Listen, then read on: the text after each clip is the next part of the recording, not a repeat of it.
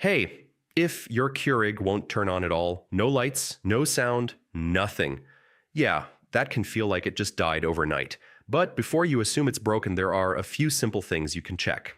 In this guide, I'll walk you through exactly how to fix a Keurig that's not turning on.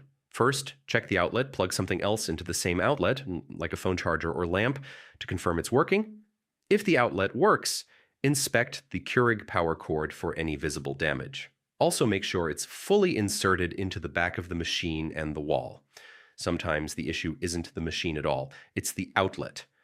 Try plugging your Keurig into a different wall outlet, preferably one that isn't connected to a power strip.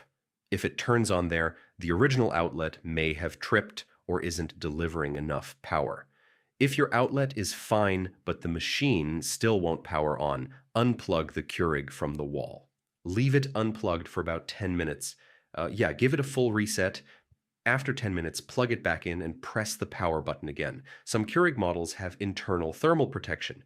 If the machine overheats, it may shut down completely and refuse to power on. Let it cool for at least 30 minutes while unplugged. Then reconnect it and try again. If your Keurig is still completely dead, there's a chance the internal fuse has blown.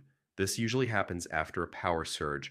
Opening the machine requires tools and may void your warranty, so only attempt this if you're comfortable working with small appliances. Otherwise, contacting support may be the safer option. If none of these steps work, the control board or internal wiring may have failed. At that point, repair costs can sometimes exceed the price of a new unit, depending on the model.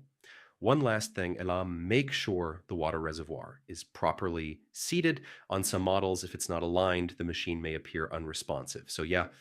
Most Keurig power issues come down to outlet problems, loose connections, overheating protection, or simple resets. Try these steps before replacing your machine. Hopefully it powers back on and your coffee routine is saved.